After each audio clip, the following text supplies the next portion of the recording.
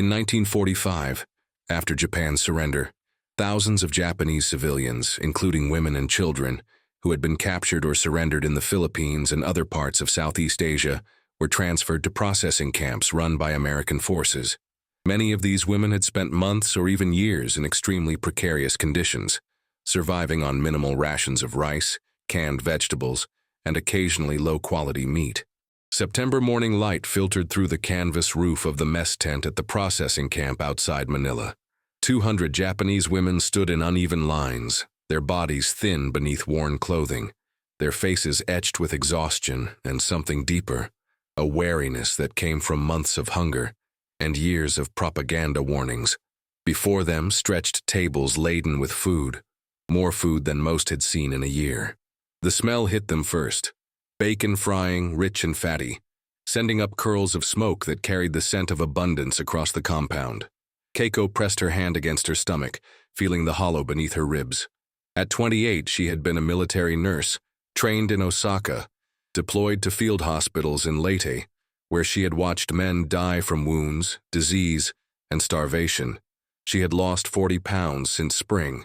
Her uniform hung loose, and when she looked at her hands, she saw bones where muscle used to be. Now she stood in line with women she barely knew, other nurses, civilian workers, soldiers' wives, all of them captured or surrendered in the chaotic weeks after August 15th, when the Emperor's voice crackled over the radio, announcing what had been unthinkable: Japan's surrender. An American soldier gestured toward the serving line, his movements casual, almost cheerful. Through an interpreter, he told them to take as much as they wanted, unlimited portions, eat until satisfied. The words made no sense. Keiko glanced at the woman beside her, a young wife named Yuki, who couldn't be more than 22, her belly slightly swollen with pregnancy despite her malnourished frame. Yuki's eyes were wide, fixed on the food with an expression caught between desperate hunger and profound suspicion. "Is this a trick?" Yuki whispered in Japanese, her voice barely audible over the sizzle of bacon on the griddles. The question rippled through the line. Women leaned toward each other, speaking in hushed tones. Some took half steps backward. An older woman named Haruko, who had worked as a civilian administrator in Manila before the collapse, crossed her arms over her chest. "They're testing us," she said with certainty, "to see if we'll behave like animals. Or maybe it's poisoned." Keiko wanted to believe the food was real, that the Americans meant what they said, but everything she had been taught, everything she had heard during the war, contradicted this scene. The propaganda had been relentless. Americans were brutal, vengeful, capable of terrible cruelty. Surrender meant torture, humiliation, death. Better to die fighting than fall into enemy hands. Yet here they stood, alive, and the Americans were offering them breakfast. The bacon gleamed on the serving trays, strips of it, dozens of strips crispy at the edges and glistening with fat. Beside it sat mounds of scrambled eggs, yellow and fluffy, steaming in the morning heat. There was bread, too, white bread, soft and fresh, with butter in small pats. Coffee in large urns, its bitter aroma mixing with the meat smell. Fresh fruit, bananas, papaya, arranged in bowls. The abundance was obscene, impossible, terrifying. Keiko's mind went back to the final months before surrender. By June, their rations had dwindled to almost nothing. Watery rice gruel once a day if they were lucky. Pickled vegetables that were mostly salt and water. She had watched women grow weak, their movements slow, their eyes dull. Some stopped menstruating. Others developed sores that wouldn't heal. The Japanese military had prioritized combat troops for what little food remained, and even they were starving. Auxiliary personnel, nurses, civilian workers, they came last. Keiko had learned to ignore the constant ache in her belly, the way her vision sometimes blurred, the weakness in her legs when she stood too quickly.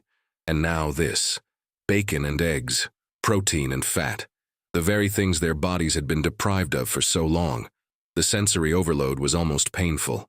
Her mouth watered involuntarily, and she hated herself for it, hated the way her body betrayed her with its desperate need. The American soldiers seemed confused by the women's hesitation. One of them, a mess sergeant with a round, friendly face, said something to the interpreter, gesturing at the food with obvious pride. The interpreter, a Nisei soldier who spoke both languages fluently, turned to the women.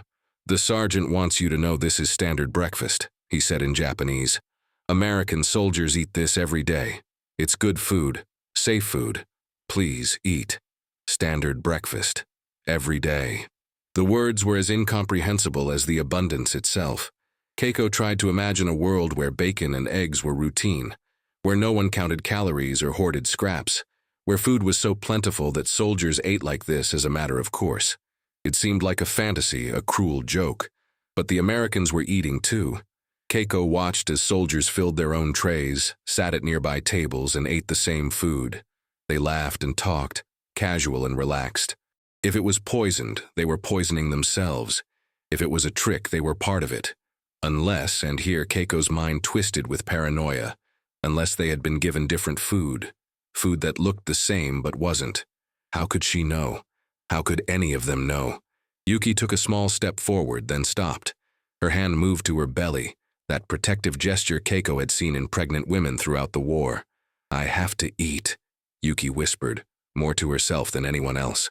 "For the baby, I have to." "Don't," Haruko said sharply. "Wait, watch what happens to the first ones who eat." But who would be first? The line had stalled completely now. Women stood frozen, caught between hunger and fear. Some were crying quietly, tears running down thin faces. Others stared at the food with expressions of pure longing. A few had turned away entirely, unable to bear looking at what they couldn't trust themselves to take. Keiko's training as a nurse pushed through her fear. She had seen malnutrition, knew what it did to the body. These women needed food, real food, soon. If this was genuine, if the Americans truly meant to feed them, then refusing could be as dangerous as accepting poisoned rations. But if it was a trap, if there was some hidden cruelty waiting, an elderly woman near the front of the line made the decision for all of them. She was perhaps 55, her hair more gray than black, her body so thin that her collarbones stood out like wings beneath her skin. Keiko recognized her as one of the senior nurses, a woman who had worked in military hospitals since the 1930s. Without speaking, without looking at the others, she stepped forward and held out her tray. The American soldier smiled and loaded it with food. 2 eggs, 3 strips of bacon, 2 slices of bread, a banana. The nurse took the tray with both hands, her arms shaking slightly from the weight or perhaps from emotion. She walked to a table, sat down, and picked up a fork. Every woman in line watched her. The tent fell silent except for the continued sizzle of bacon on the griddles and the low conversation of American soldiers at the far end of the space. The nurse cut into the eggs, lifted a forkful to her mouth, and ate. Nothing happened. She took another bite, then another. She picked up a strip of bacon, bit into it, and closed her eyes. Her shoulders began to shake, and Keiko realized she was crying, tears streaming down her face as she chewed. The spell broke. Women surged forward, not in a rush but in a collective release of tension. Keiko found herself moving with them, her tray in her hands, her heart pounding. When she reached the serving line, the American soldier smiled at her, actually smiled, a genuine expression of welcome, and piled food onto her tray. The bacon was hot, the fat soaking into the bread beneath it. The eggs were soft and rich, the banana was perfectly ripe. Keiko sat at a table with Yuki and several other women. For a moment, no one ate. They stared at their trays, at this impossible abundance, at the evidence of a world so different from the one they had known. Then Yuki picked up her fork, and the rest followed. The first bite of bacon was overwhelming. The salt, the fat, the texture. Keiko's senses reeled. Her stomach, shrunken from months of deprivation, cramped immediately, but she couldn't stop. She ate slowly, carefully, aware that eating too much too fast after prolonged starvation could be dangerous. But the taste, the feeling of real food in her mouth, was almost unbearable in its intensity. She had forgotten what it was like to eat something with flavor, with substance, with enough calories to actually sustain a body. Around her, women were crying openly now. Some ate in silence methodically, as if afraid the food would disappear if they looked away. Others talked in low voices, sharing their disbelief. A few couldn't finish, their stomachs too damaged by malnutrition to handle the richness. But all of them ate something, and all of them felt the same confusion. the same cognitive dissonance between what they had been told and what was happening. Keiko thought about the propaganda, the endless warnings about American brutality.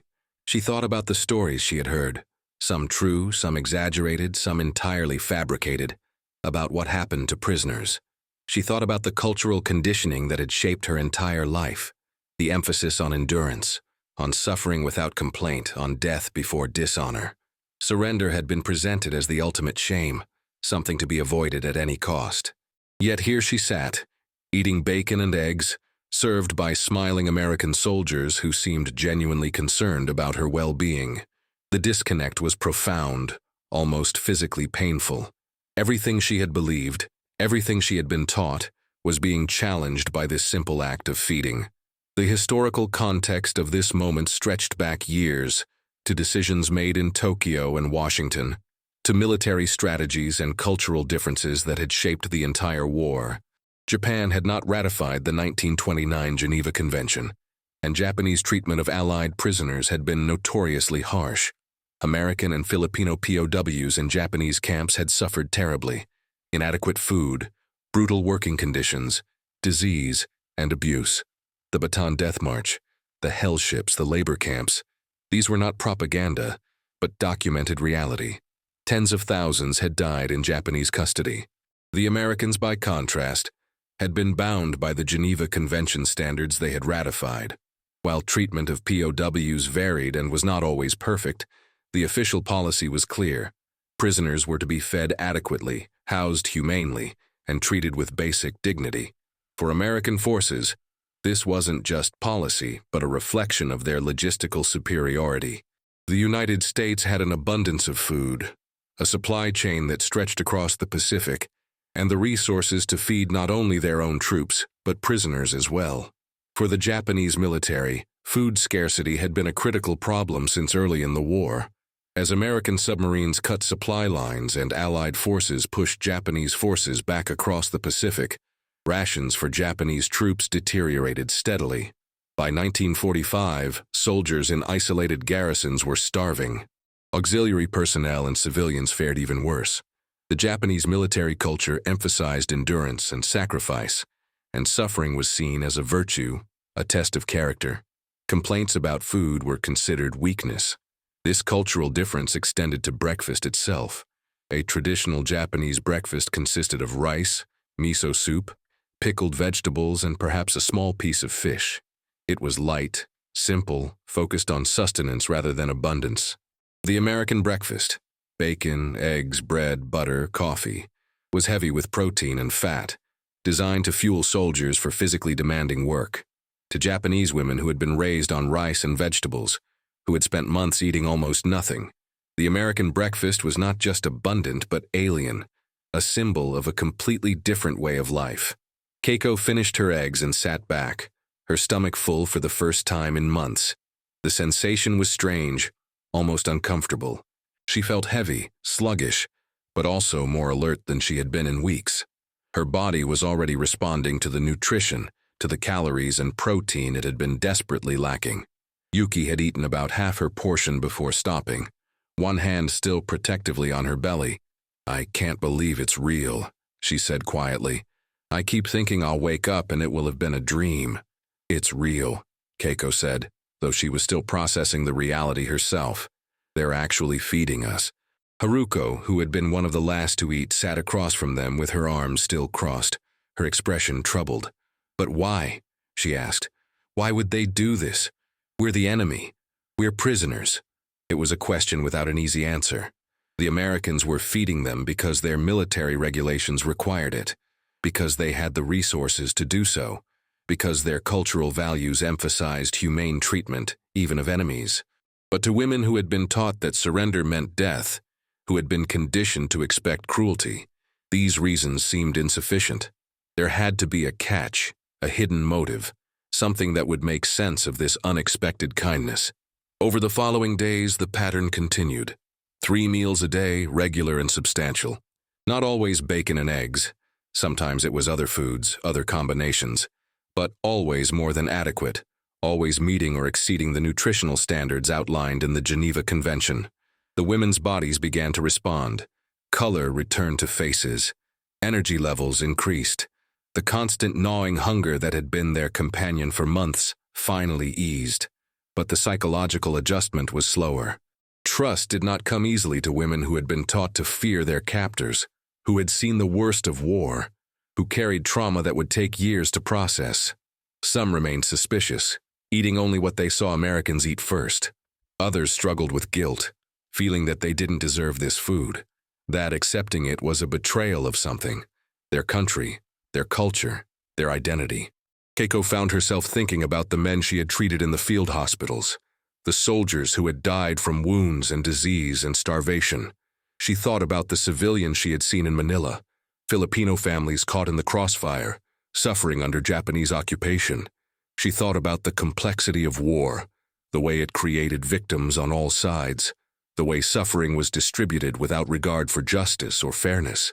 The processing camp was a temporary space, a way station between war and whatever came next. The women were being documented, interviewed, prepared for repatriation to Japan. They received medical treatment for malnutrition, for diseases, for injuries that had gone untreated during the final chaotic months of the war. American doctors and nurses worked alongside the few Japanese medical personnel, focused on practical care rather than politics. Yuki's pregnancy was monitored. She was given extra rations, vitamins, medical attention. The baby was due in 3 months, and there was concern about whether she would be strong enough for delivery after months of malnutrition. But with proper food and rest, the doctors said, she had a good chance. Yuki cried when they told her this, cried with relief and grief and confusion about bringing a child into a world that had been turned upside down. Haruko slowly began to relax, though she never fully let go of her suspicion. She had been a true believer in the propaganda, deeply invested in the narrative of Japanese superiority and American barbarism. Having that narrative challenged was destabilizing, forcing her to question everything she had accepted as truth. She ate the food, accepted the medical care, but remained emotionally distant, protecting herself from the cognitive dissonance. The elderly nurse who had been first to eat became something of a leader among the women. Her pragmatism, her willingness to take the risk, had broken the deadlock that first morning. She spoke little about her decision, but Keiko understood it. After decades of nursing, of seeing what malnutrition did to the human body, the nurse had made a clinical calculation. The risk of eating potentially poisoned food was less than the certainty of continued starvation. She had chosen survival, and in doing so, had given the others permission to choose it too. As September turned to October, preparations for repatriation intensified. Ships were being organized to transport Japanese civilians and POWs back to Japan. The women received information about what to expect: a devastated homeland, cities destroyed by bombing, an economy in ruins, a society struggling to come to terms with defeat. Many had no idea if their families had survived, if their homes still existed, what kind of life awaited them. The contrast between the abundance of the American camp and the scarcity they would face in Japan was stark. Here, they had 3 meals a day, medical care, shelter. In Japan, they would return to a country where food was scarce, infrastructure was destroyed, and millions were homeless. The bacon and eggs breakfast, which had seemed so shocking at first, would become a memory of a strange interlude between one kind of suffering and another. Keiko tried to prepare herself mentally for the return. She had no idea if her family in Osaka had survived the bombing. She had no idea what kind of work she would find, whether there would be a place for military nurses in a defeated Japan, whether she would be welcomed or shunned for having survived when so many had died. The uncertainty was overwhelming, but at least she would face it with a stronger body than she had had in months. The morning before they were scheduled to board the repatriation ship, the women were served bacon and eggs one last time. It had become familiar now, this American breakfast, though no less abundant. Keiko ate slowly, savoring each bite, knowing it might be a long time before she had food like this again. Around her, other women did the same, their faces reflecting a complex mix of emotions: gratitude, confusion, grief, hope, fear. Yuki sat beside her, eating carefully, one hand on her belly where the baby moved. "I'll tell my child about this," she said quietly. About the morning we thought the food was poisoned, about how we didn't know whether to eat or run, about how the Americans fed us when we expected them to kill us. What will you say it meant? Keiko asked. Yuki was quiet for a long moment. I don't know yet, she finally said. Maybe that war makes everyone believe terrible things about each other. Maybe that propaganda is powerful, but reality is more complicated. Maybe just that we survived, and that matters. Haruko, overhearing, added her own perspective. I'll remember that I was wrong, she said, her voice tight, about what would happen, about who the Americans were. I don't know what that means for everything else I believed, but I was wrong about this. The admission cost her something, Keiko could see. To acknowledge being wrong about something so fundamental was to open the door to questioning everything else. But perhaps that was necessary. Perhaps that was part of what came after war. The difficult work of sorting truth from propaganda, of rebuilding not just cities and economies but understanding itself. The bacon and eggs breakfast had become a symbol, though not one that could be easily interpreted. It represented the gap between expectation and reality, between what they had been taught and what they experienced. It represented American abundance and Japanese scarcity, the material differences that had shaped the war's outcome. It represented the Geneva Convention standards that the Americans followed and the Japanese had not, the different cultural values around treatment of prisoners. It represented the basic human need for food and the power of meeting that need, even for enemies. But it also represented something more personal and immediate. The moment when these women, starving and afraid, had to choose whether to trust their captors enough to eat. That choice, made individually by each woman in line that first morning, was a small act of courage in its own way. It was a choice to survive, to accept help from unexpected sources, to allow reality to challenge their assumptions. The repatriation ship left Manila Harbor on a gray October morning. Keiko stood at the rail with hundreds of other Japanese civilians, watching the Philippines recede into the distance. She thought about the field hospitals where she had worked, the patients she had treated, the colleagues she had lost. She thought about the processing camp, the American soldiers who had served her breakfast, the interpreter who had patiently explained that the food was safe.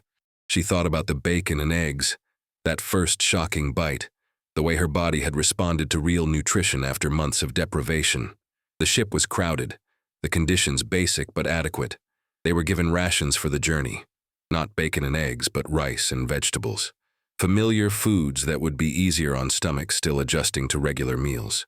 The voyage would take several days, and then they would arrive in Japan, in a homeland that would be both familiar and utterly changed.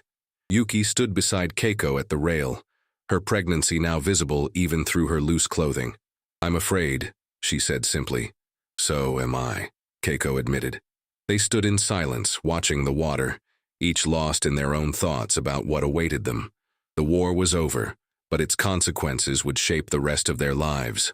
They would carry the memories of these months, the hunger, the fear, the surrender, the unexpected kindness of breakfast, into whatever future they could build. Years later, when historians documented the end of World War II in the Pacific, they would focus on the big events, the atomic bombs, the surrender ceremony on the USS Missouri, the occupation of Japan, the war crimes trials. The story of Japanese women in a Manila processing camp, suspicious of unlimited bacon and eggs, would be a footnote if it was mentioned at all. But for the women who lived it, that morning was as significant as any of the major events. It was the moment when their understanding of the war, of the enemy, of their own situation, shifted fundamentally. The bacon and eggs breakfast became a story some of them told, though not often and not to everyone. In post-war Japan, there was shame associated with surrender, with survival when so many had died, with having been captured by the enemy. Many women who had been prisoners or internees kept their experiences private, not wanting to burden their families or face social stigma. The details of their treatment in American camps, the fact that they had been fed well and treated humanely, sometimes seemed like a betrayal to mention when so many Japanese had suffered terribly. But among themselves, in quiet conversations, some of the women remembered. They remembered the smell of bacon frying, the sight of scrambled eggs piled high, the moment of decision when they had to choose whether to eat. They remembered their suspicion, their fear, and the slow realization that this time at least the propaganda had been wrong. They remembered being hungry and being fed, being afraid, and being treated with basic human decency. It was a small thing, in the grand scope of war and history. Just breakfast, just bacon and eggs. But for women who had been starving, who had expected cruelty and received kindness, who had been forced to question everything they had been taught, it was everything. It was the moment when survival became possible, when the future opened up again, when they learned that even in the aftermath of terrible war, there could be unexpected grace. The memory of that morning, the hesitation, the fear, the first bite, the tears, stayed with them. It became part of their story, part of how they understood what they had lived through. And though few people outside their small circle would ever hear about it, though it would never make it into the major history books, it mattered. It mattered because it was true, because it was theirs, because it represented a moment of profound human complexity in the midst of war's brutal simplicity. The bacon and eggs breakfast was not redemption. It did not erase the suffering of the war, did not justify the deaths, did not resolve the moral complexities of occupation and surrender. But it was a moment of humanity, a small instance of treating enemies as human beings deserving of basic care. And in the landscape of total war, where such moments were rare, it stood out. It was remembered. It mattered.